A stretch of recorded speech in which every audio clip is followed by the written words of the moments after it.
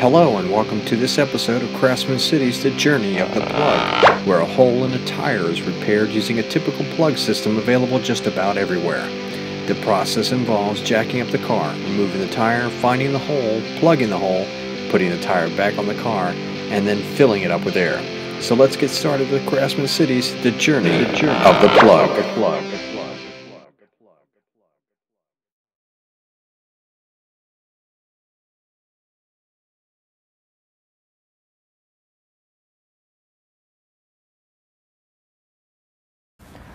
Alright, so I'm here in my little work area here that I set up to help me plug up a slow leak that's been in the tire for a little while now.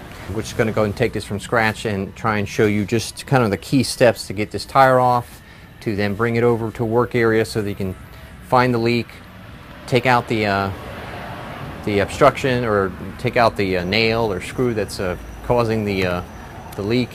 Then we'll bore it out with the toolkit that you buy, either just any over-the-counter at Walmart or wherever else you go.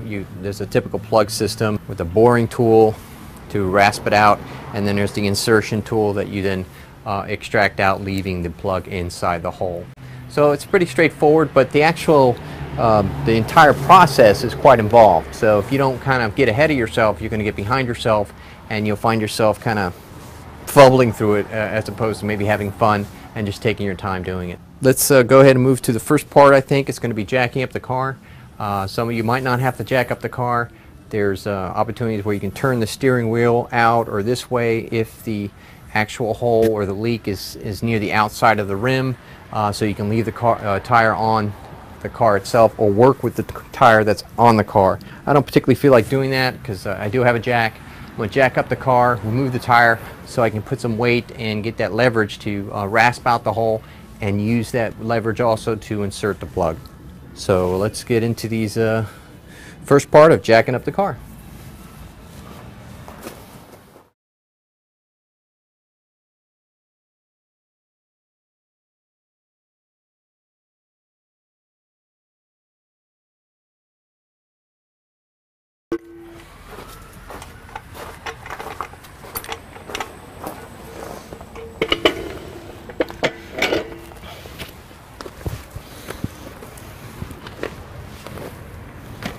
Now, if you don't already have one, it's a good idea to get yourself a scrap piece of this 2x10 or 2x12. Just kind of throw it in your garage or have it in the back of your truck, because it acts like a little rail system, so you can move that jack into the underneath where you need to put it, because right now I've got a gravel in this driveway and there's no way, I mean, it's just, you need to be lifting it the whole way to get it just where you need it. So having about a 6-foot length of this 2x10 or 2x12 definitely helps out.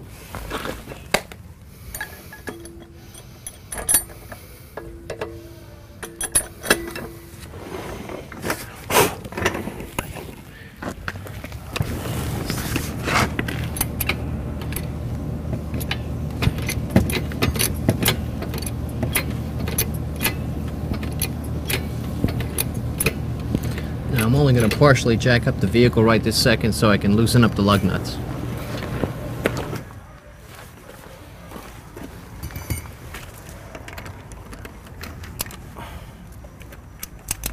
Go ahead and loosen the lug nuts.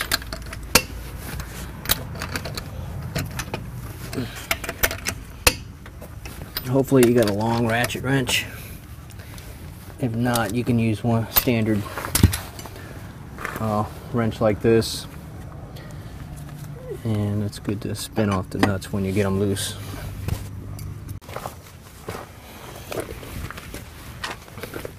Okay, I'm going to continue jacking up the car from this angle. One thing I'd like to just point out, this particular jack is totally awesome. One of the things I realized with having a floor jack from time to time is when you put it under, sometimes if you have a little arm, you can kind of obstruct it at first with this. This one has a rotating pivot on the jack, so you can rotate it over here to the clearance area here in the wheel well. Now, since I'm not really working under the car, I'm going to leave the car on the jack. If I was doing any work on the car, I would put a actual jack stand under there. This is a 3/4 inch on a Chrysler. a Dodge Grand Caravan. In case you're using a socket.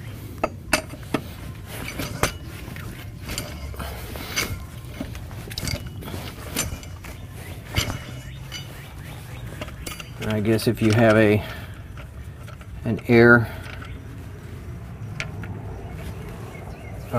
system, you can use that to be all high speed. But a lot of this stuff is this homegrown effort, and kind of make do with what we got.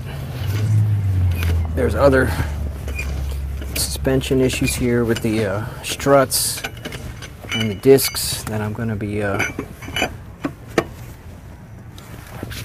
working on. Here it's pulling to the right and has a vibration, so this is just part of a longer project for this particular car.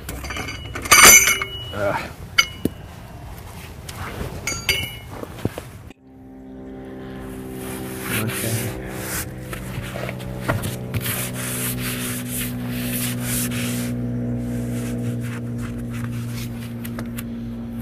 Here it is right here.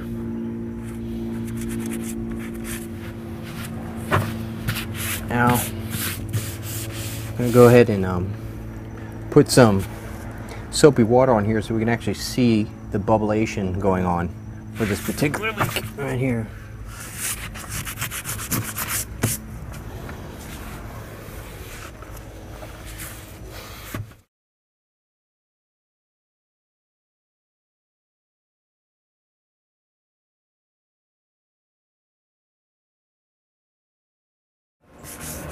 Alright, so basically we got the tire off the car, and I've got it in my little fancy schmancy 4-brick tire holder system here. My very high-speed invention. I mean, the thing is, you're going to have tread on your tires, so you don't want to just, you know, this is going to happen. You're going to have nails get in your tires. And so let's go ahead and use some soapy water here. Yep, so there's the bubble dome. I have, let's see, ounces, 11 ounces to about 2 good solid squirts of Dawn in this little thing, because I can see 11 ounces here, to create that solution to be as effective as it is. I didn't know it was that bubbly, but you know, it is that bubbly, you know, even after do like dishwashing or anything like that, that's how bubbly it can get. Alright, so I'm going to go ahead and cheat a little bit here. My particular kit had the rasping tool and the needle tool combined into one.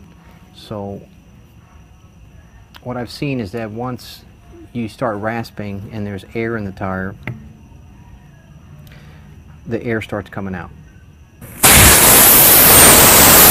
So what I'm going to do is, to avoid the delay between cleaning out the hole and being able to insert the plug in there, I'm going to pre-set up the plug onto the needle and then use a drill. That just went right on. And then so right when I get the hole drilled out, I'll be able to plug up the hole. The size, the particular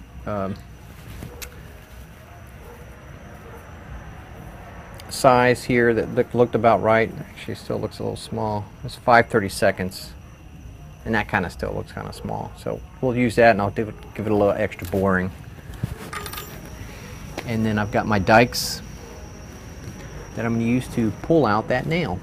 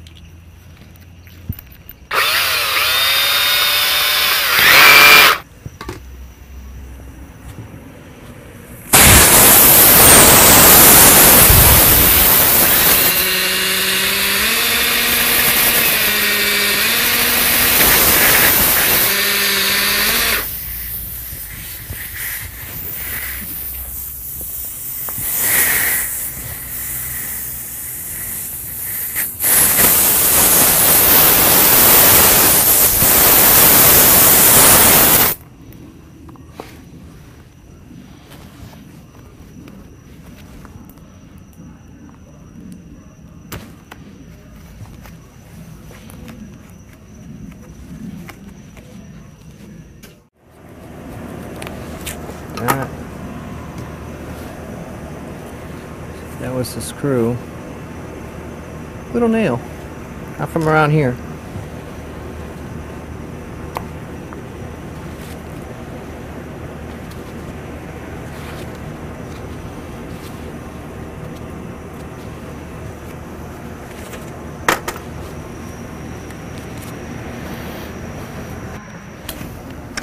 Okay, I'm going to spray some soapy solution here to inspect the seal.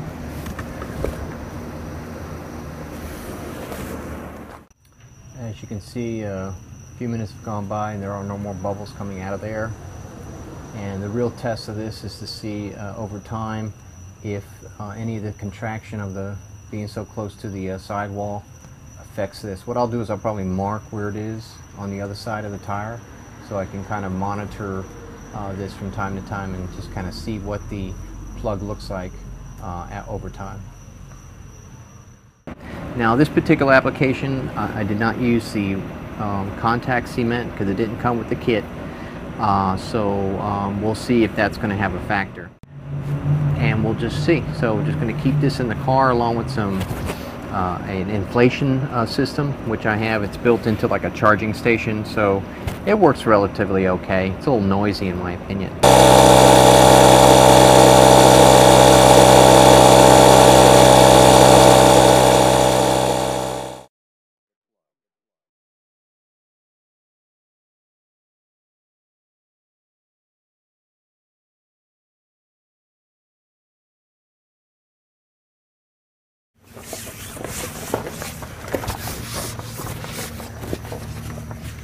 Alright, let's get this tire back on. Now, of course, while you have the tire off, take a look around down there, see if there's anything catches your eye.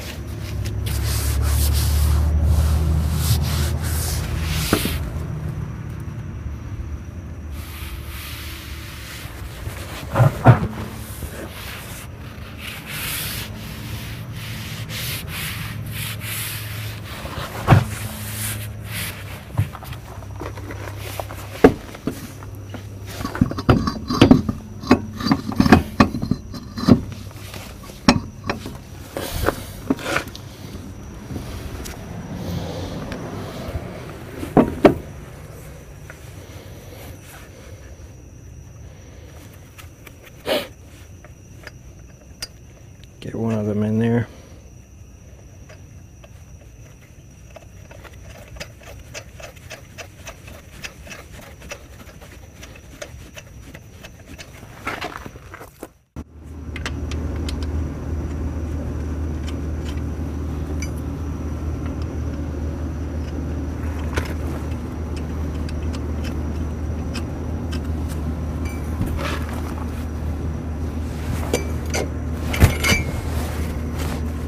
As soon as we get these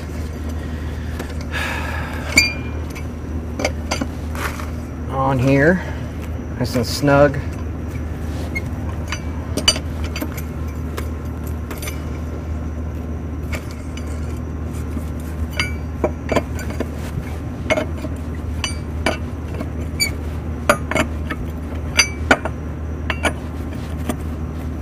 after we lower the vehicle, we will torque them to 100 pounds. Alright, so let's lower the vehicle. Make sure everything's clear. All your camera equipment is not going to get crushed like maybe my light is over there. Nice and easy with our fancy schmancy. Yeah, so basically wrapping it up here, I'm just kind of showing you about the jack, pulling it out and using a board system, which everybody probably knows about, but it's just kind of good to see it in use and everything like that. So, and really on this gravel, I tried using a heavier jack the other day working on the car, and it just would get stuck and dirt and stuff got up in the wheels and everything like that, and you had to lift it most of the way, crawl up under the car. It defeated the purpose. So just get yourself a board 6 feet long and that'll take care of it.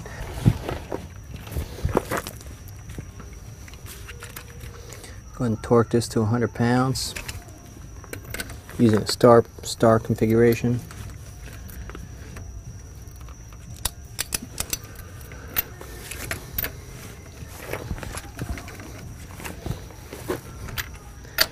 Getting them snug first.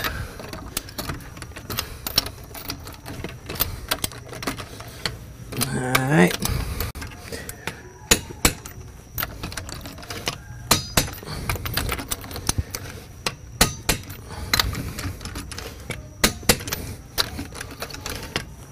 And there you go. Now this needs to be charged in advance, so I don't think it's just going to be ready to go when you need it. So be mindful that you need to charge your stuff, because this is just a portable little air.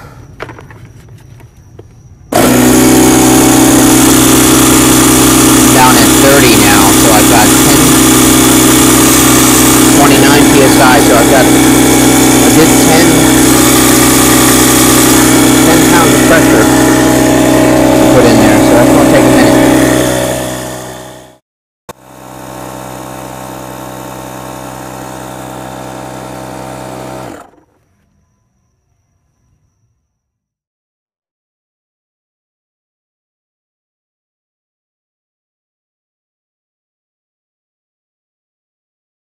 Alright, so where are we at? Okay, we finished up the project, but I never really got a good focus on the tools that were involved, and I really didn't take a notice of what was needed until I actually laid them out here for the video. And there are a number of them, and it's the trade-off is this probably would have been handled by, I think Walmart charges $10 to patch a tire. In this particular case, it was out too close to the outside wall, so they had to pass up on it. Or if you just don't have the time to take it in, or if you're on the road. If you're on the road and need to fix it yourself. Well, let's talk about what's here first. All right, so we got the jack. Obviously, we had to jack up the car in the event that we needed to take the tire off. And so the jack is here. Great jack, by the way, with the 360 swivel arm on the back, and it also has the extension here that will go underneath the little cup, give you that extra leeway so you don't waste a lot of the jacking power just to reach the bottom of your vehicle. So that's a great feature to have on this particular jack. Now, the next thing here, just from my left to your right to left or whatever, is the little spray solution with just some Dawn dishwashing liquid, the concentrated version. 2 good pumps, and then topped it off with 10 ounces of water. And that worked great, as you can see in our video. Okay, once you find the area, be prepared to pull out the obstruction. I have a pair of dikes here that worked well to go ahead and grab at and pull out, and also to snip the bottom of our plugs. The plug system in particular I used on this one was the Slime tire plug kit.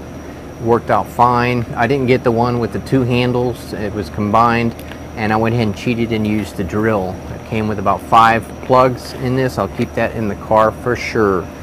Now, speaking of the drill, I went ahead and cheated. Used a cordless drill to open the hole up and to rasp it out with the drill bit. This was a 5/32, just enough size, not too big though for the width that I think for the rasp handle device and needle device that was in the package. All right, what else is here? Okay, of course, obviously to take off the lug nuts, you're going to need your particular item, either the stock one that's in your car, or you have the fancy one that you can spin.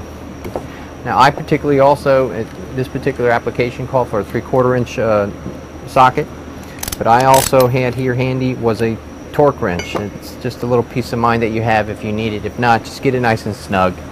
But anyway, and last but not least, obviously you're going to need to inflate the tires. So I have here in the car with me is a jump starter primarily. It comes with the air device, comes with a light, and it has a little test button here.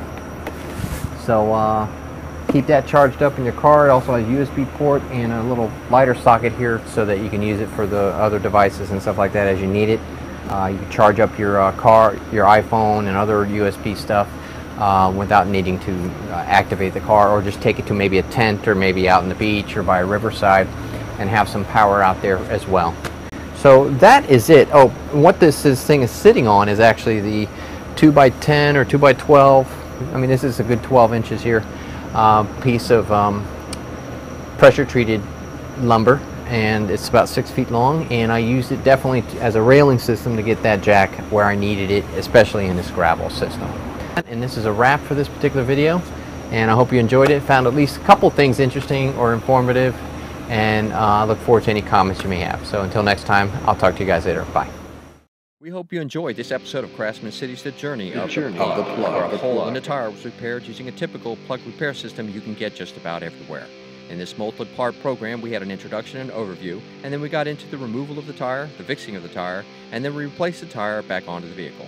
We finally concluded with the discussion of the process and tools involved. So until next time, be sure to stay tuned for more quality programming here at Craftsman City.